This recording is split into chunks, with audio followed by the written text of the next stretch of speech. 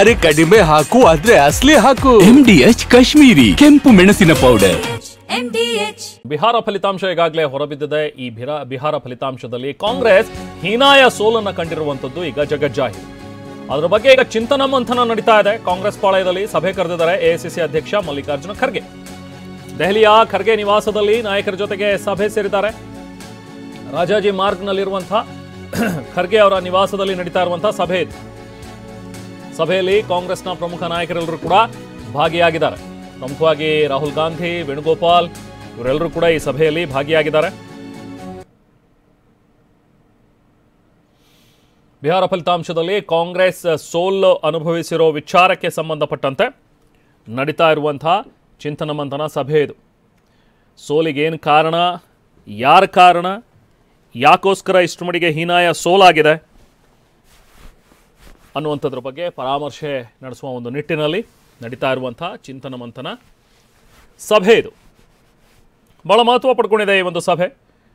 ಯಾಕಂತ ಹೇಳಿದ್ರೆ ಸಾಲು ಸಾಲು ಸೋಲುಗಳು ಕಾಂಗ್ರೆಸ್ಗೆ ಈಗ ಬಿಹಾರದಲ್ಲಂತೂ ಮುಖಭಂಗವನ್ನು ಅನುಭವಿಸ್ತು. ಕೇವಲ 6 ಸ್ಥಾನಗಳಲ್ಲಿ ಮಾತ್ರ ಜಯ ದಾಖಲಿಸ್ತು. ಖರ್ಗೆ ನಿವಾಸದ ಬಳಿಯಿಂದ ನಾವು ಪ್ರತಿನಿಧಿ ಮಹೇಶ್ ಪ್ರತ್ಯಕ್ಷ ವರದಿ ನೀಡಿದ್ದಾರೆ. ಬನ್ನಿ ನೋಡೋಣ. ಎಐಸಿಸಿ ಅಧ್ಯಕ್ಷರಾದಂಥ ಮಲ್ಲಿಕಾರ್ಜುನ ಖರ್ಗೆ ನಿವಾಸ ಬಳಿ ಇರುವಂಥದ್ದು ನಾವು ನೋಡ್ಬೋದಾಗಿದೆ. ಇದು ಏನು ರಾಜಾಜಿ ಮಾರ್ಗದಲ್ಲಿರುವಂಥ ಒಂದು ಮಲ್ಲಿಕಾರ್ಜುನ ಖರ್ಗೆ ಅವರ ನಿವಾಸ. ಈಗಾಗಲೇ ಏನು ಲೋಕಸಭೆ ವಿಪಕ್ಷ ನಾಯಕ ರಾಹುಲ್ ಗಾಂಧಿ ಮತ್ತು ಏನೊಂದು ಕೆ.ಸಿ. ವೇಣುಗೋಪಾಲ್ ಕೂಡ ಈ ಒಂದು ಸಭೆಯಲ್ಲಿ ಭಾಗಿಯಾಗಿದ್ದರು. ನಾವು ಒಳಗಡೆ ದೃಶ್ಯದಲ್ಲಿ ನೋಡ್ಬೋದು. ಇದು ಖರ್ಗೆ ನಿವಾಸ ಅಂತಲೇ ಹೇಳ್ಬೋದು. ಪ್ರಮುಖವಾಗಿ ಏನು ಒಂದು ಬಿಹಾರ ಚುನಾವಣೆಯಲ್ಲಿ NDA ಮೈತ್ರಿಕೂಟ ಭರ್ಜರಿ ಸಾಧನೆ ಮಾಡಿ 200ಕ್ಕೂ ಅಧಿಕ ಒಂದು ಸ್ಥಾನಗಳನ್ನು ಪಡೆದಿದೆ. ಆದರೆ ಮಹಾಗಠಬಂಧನ್ ಕೇವಲ 35 ಸ್ಥಾನಕ್ಕೆ ಏನು ಕುಸಿತ ಆಗಿರುವಂಥದ್ದು. ಹಿನ್ನೆಲೆಯಲ್ಲಿ ಏನೆಲ್ಲ ಆಗಿದೆ ಅನ್ನೋದು ಕೂಡ ಸಭೆಯಲ್ಲಿ ಏನು ಚರ್ಚೆ ಮಾಡಿರುವಂಥದ್ದು. ಇಷ್ಟೊಂದು ಕಳಪೆ ಸಾಧನೆಗೆ ಏನು ಕಾರಣ ಮತ್ತು ಯಾವೆಲ್ಲ ಒಂದು ನಾವು ಎಲ್ಲಿ ಎಡವಿದ್ದೀವಿ ಅನ್ನೋದು ಕೂಡ ಸಭೆಯಲ್ಲಿ ಚರ್ಚೆ ಮಾಡಿದ್ದಾರೆ. ಮತ್ತು ಆತ್ಮವಿಮರ್ಶನ ಈ ಒಂದು ಇದರಲ್ಲಿ ಕೂಡ ಮಾಡಿರುವಂಥದ್ದು.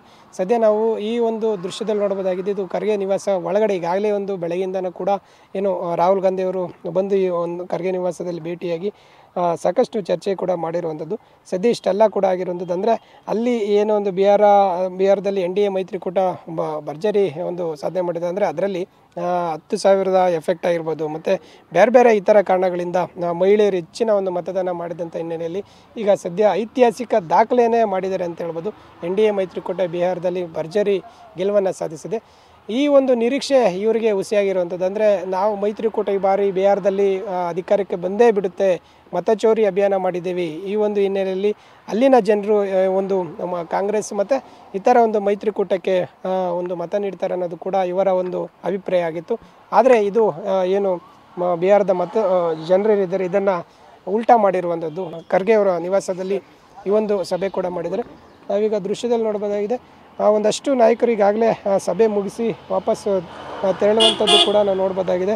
ಇದರಲ್ಲಿ ಏನು ಬೆಳಗ್ಗೆಯಿಂದ ರಾಹುಲ್ ಗಾಂಧಿ, ಮಲ್ಲಿಕಾರ್ಜುನ ಖರ್ಗೆ ಬೇರೆ ಬೇರೆ ಕಾಂಗ್ರೆಸ್ನ ಮುಖ್ಯ ನಾಯಕರು ಇದರಲ್ಲಿ ಸಭೆಯಲ್ಲಿ ಭಾಗಿಯಾಗಿದ್ದರು. ಈಗ ಅವ್ರನ್ನ ಮಾತಾಡ್ಸೋಂಥ ಪ್ರಯತ್ನ ಕೂಡ मुलाकात हुई है खड़गे सर से, क्या रहा मुलाकात के अंदर, क्या आपने बताया है वहाँ क्या हुआ क्या नहीं हुआ? बताया है, लेकिन ये इंटरनल मामला है, उसको मीडिया को, प्रेस को तो नहीं दे सकते ना. मिले हैं, बातचीत हुई है, अच्छी बातचीत हुई है. उन्होंने कहा कि सारे मामले को देख रहे हैं. सर जिस तरह से कई सीनियर लीडर जो है वो उसमें आप भी टिकट डिस्ट्रीब्यूशन में नाराज़ थे, क्या ये महत्वपूर्ण वजह रही इस बार? अब उस पर पूरा विश्लेषण होगा. पार्टी उसका पूरा एक प्रकार से जायज़ा लेगी और उन्होंने कहा कि हम वर्किंग कमेटी बुलाएंगे और उस पर विस्तार से उस पर चर्चा हो. कब बुलाई जाएगी मीटिंग? यह भी डेट वगैरह फिक्स नहीं हो, कांग्रेस प्रेसिडेंट के ऊपर करेंगे देख के अपनी सुविधा के अनुसार. क्या जिम्मेदारी तय हो इसको लेकर भी कुछ अभी तक बात हो पाई है आप लोगों से? नहीं अभी कोई बात नहीं.